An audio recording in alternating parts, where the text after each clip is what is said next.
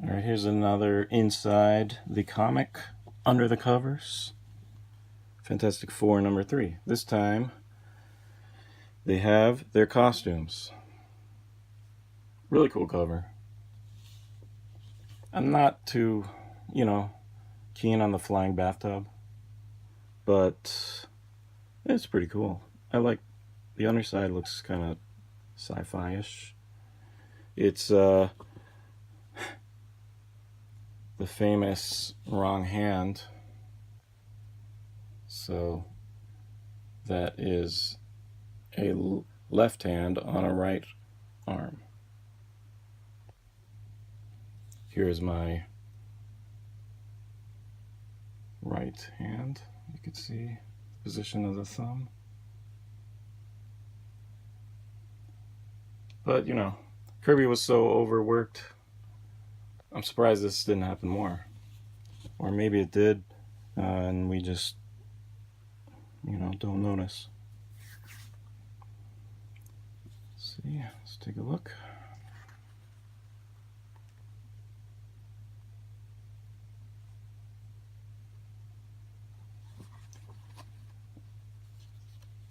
I'd say this was kind of a letdown after an awesome first 2 books. Well, not necessarily a letdown. It's just miscoloring on the thing there.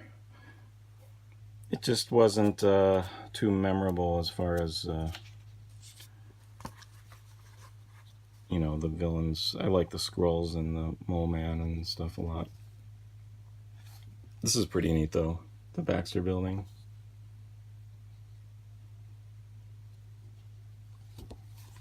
Who's this guy? Magician guy. Did he amount to much? That looks like a monster from comics. Oh, it's a pretty cool pinup. Hey, you got it right there. By not drawing. Maybe it was the inker. Maybe that's how the inker got it. And the inker did it messed up. I like how you got Johnny's face features. Sometimes you don't see that, like that. Or in the old Human Torch of the Golden Age. Yeah, I love that monster.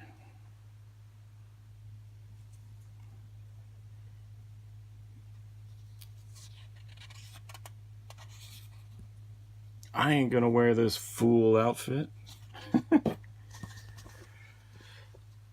Oh, I thought it was a letdown, but it's growing on me. Look at that. That's cool. How they break up.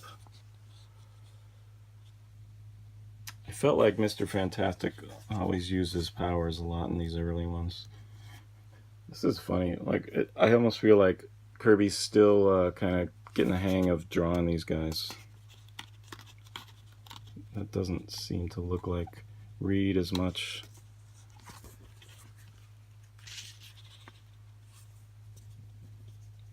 I have to say that's a kind of a sorry splash page.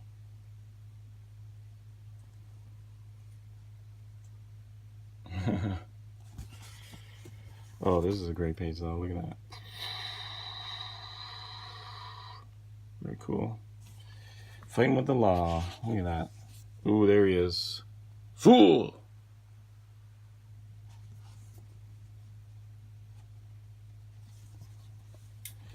The amazing wrist radio. It's like the Apple Watch. Reward. 2,000 for this. I wonder how much that coin is worth now. This was 1961. Yep. Came out 1960. Oh, wow, like just January. Still doing the recap. Only 3 issues in. There was a pretty big gap between #1 and #3. And, I did hear, I always hear that there were pretty low print runs of these. you know, you can imagine that it probably had the same print run as the monster comics they were doing, and that probably wasn't very high. I'm sure they ramped it up in the months to come. And then, of course, in what was it, 68, they finished their contract with the publishers, as a publisher or distributor, but it was whoever. They had a deal where they could only get X amount of books published a month, and that's why there were those books that had like Iron Man and Captain America, and like the books with two heroes in them. It wasn't until they renegotiated, or I think they went with some other printer in 68 that they gave everyone their own books. This is pretty cool. It's the first letters page of the Fantastic Four. I think the Fantastic Four will become a great success. The Thing and the Torch are very new and different. I would also like to know what the name of your artist is. Well, you won't forget that name.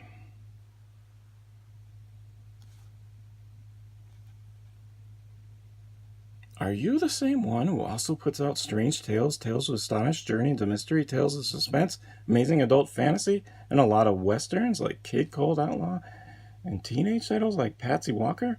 If so, how do you do it? That's a strange letter. I wonder if that was it, or did they cut that part out to print? I don't know. It's interesting.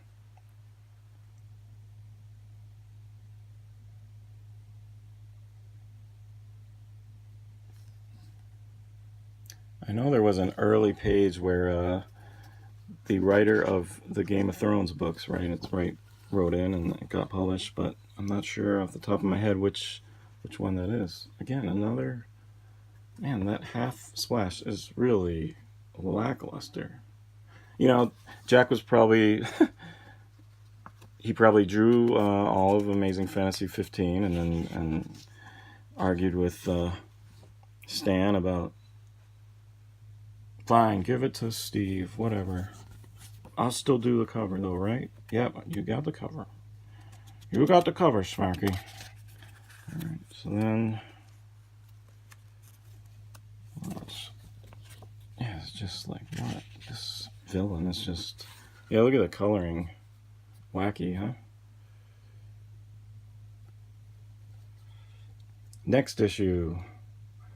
The suspense mounts unbearably as the Torch strikes back. And don't be surprised to see another great character whom you demanded we bring back. All in the next wonderful issue. And you know who that character is, right? Submariner.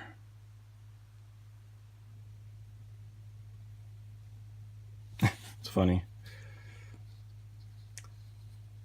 It's not him I'm worried about, it's mankind. For what will we do? What can we do if he should turn against us? It's almost as if they're setting it up to have the Torch come back as a villain briefly, and by then the Submariner had awoke or whatever, and they use him to fight Johnny Storm. That would have been a mistake. Glad they didn't do that. Well, glad to share with you guys.